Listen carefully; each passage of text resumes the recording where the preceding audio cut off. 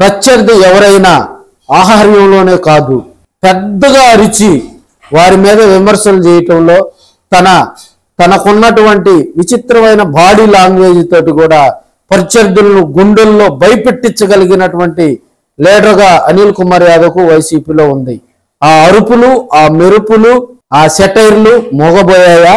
ఒకప్పుడు సెటైరికల్ గా భారీ దృఢత్వంతో ప్రత్యర్థులను తికమక పెట్టగలిగినటువంటి నేత మరి ఇప్పుడు సైలెంట్ ఎందుకు అయ్యారో? నిన్నటి వరకు ఇనాక్టివ్ గా ఉన్నటువంటి వైసీపీ నేతలందరూ కూడా ఇప్పుడు యాక్టివ్ లోకి వచ్చారు.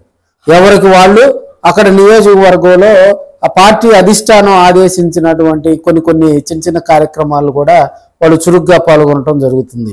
అయితే ఆ నియోజకవర్గంలో గతంలో పాతుకుపోయినటువంటి లీడర్లు కూడా ఇప్పుడు యాక్టివ్ అయ్యారు. యాక్టివ్ అయ్యి ఎవరైతే కొత్త వ్యక్తి అక్కడ ఇన్ఛార్జిగా రావడానికి ప్రయత్నిస్తున్నారో వాళ్ళందరినీ కూడా అడ్డుకోవడం జరుగుతుంది. తాజాగా నెల్లూరు నియోజకవర్గంలో సిటీ రూరల్లో ఇదే జరిగింది. 2024 ఎన్నికల్లో కూడా రూరల్కి వచ్చేసరికి ఆదాల ప్రభాకర్ రెడ్డి గారు వైసీపీ తరఫున పోటీ చేయడం జరిగింది. సిటీ కాన్స్టిట్యున్సీకి వచ్చేసి ఖలీలు పోటీ చేయడం జరిగింది. అనిల్ కుమార్ యాదవ్ను వేటకు పంపించడం జరిగింది, ఎంపీ స్థానానికి పంపించడం జరిగింది. సో అప్పటి నుంచి కూడా ఇప్పుడున్న పరిస్థితుల్లో సిటీ రూరల్ ఇన్ఛార్జీలుగా కూడా వారి హవే సాగుతూ ఉంది. ఆదాల ప్రభాకర్ రెడ్డి గారు రూరల్ కాన్స్టిట్యున్సీని చూసుకుంటూ ఉన్నారు. మళ్ళీ సిటీ కాన్స్టిట్యున్సీకి వచ్చేసరికి మనకి అనిల్ కుమార్ యాదవ్ గారు కూడా ఈ మధ్య చురుగ్గా కొన్ని కార్యక్రమాల్లో పాల్గొన్నటువంటి సందర్భాలు మనం చూస్తాం. ఎంపీ పోటీ చేసి ఓడిపోయినా కూడా ఇప్పుడున్న పరిస్థితుల్లో నెల్లూరు నియోజకవర్గంలో మొన్న జరిగినటువంటి విద్యుత్ బిల్లులకు సంబంధించినటువంటి పోరుబాట కార్యక్రమంలో విచిత్ర పరిస్థితి నెలకొని ఉంది. ఆదాల ప్రభాకర్ రెడ్డి గారు రూరల్ కాన్స్టిట్యున్సీకి ఇన్ఛార్జి, ఆయన అక్కడ కార్యక్రమాల్లో పాల్గొనలా.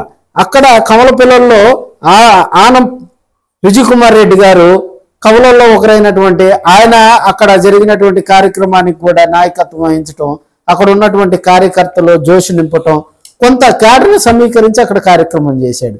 ఇది ఒక ఎత్తు అయితే సిటీలో జరిగిన కార్యక్రమంలో అనిల్ కుమార్ యాదవ్ గారు పాల్గొనలా. అక్కడ మనకి పర్వతిరెడ్డి చంద్రశేఖర్ రెడ్డి ఎమ్మెల్సీగా ఉన్నటువంటి ఆయన అక్కడ కార్యక్రమానికి అధ్యక్షత వహిస్తే దానికి ఆదాల ప్రభాకర్ రెడ్డి గారు ఆ కార్యక్రమంలో పాల్గొన్నాడు. ఇక్కడ రూరల్లో జరిగిన కార్యక్రమంలో కాకాని గోవర్ధన్ రెడ్డి గారు అక్కడ పాల్గొనడం జరిగింది.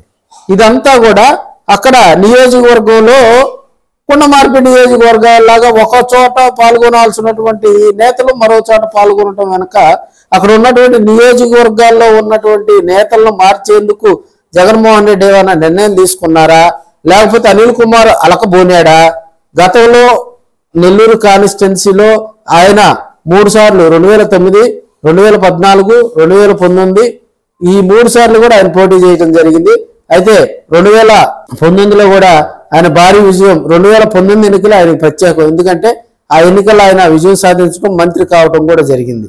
సో ఇప్పుడున్న పరిస్థితుల్లో జగన్మోహన్ రెడ్డి తోటి ఆయన నడక ప్రారంభించినటువంటి మనకు తెలిసి దాదాపుగా ఎడ్జ్లోకి వచ్చిన తర్వాత కూడా ఇప్పుడు ఆయన్నే కనిపెట్టుకున్నటువంటి అనిల్ కుమార్ యాదవ్ పై కూడా అక్కడ ఉన్నటువంటి రెడ్డి సామాజిక వర్గానికి చెందిన వారు ఆయన టార్గెట్ చేశారా, లేకపోతే అనిల్ కుమార్ అనకబోనాడా అనేది కూడా కొంత సస్పెన్స్ అయితే ఉంది. ఇప్పుడు ఉన్నటువంటి పరిస్థితుల్లో కూడా అనిల్ కుమార్ యాదవ్ వ్యవహార శైలి మనకి 2024 ఎన్నికల్లో కూడా ఎన్నికలకు ముందు కూడా లోకేష్ బాబు గారి మీద విమర్శలు చేయటం అయితే, అదేవిధంగా తెలుగుదేశం పార్టీ జనసేన మీద విమర్శలు చేయటంలో ఆయన దిట్టని చెప్పాలా.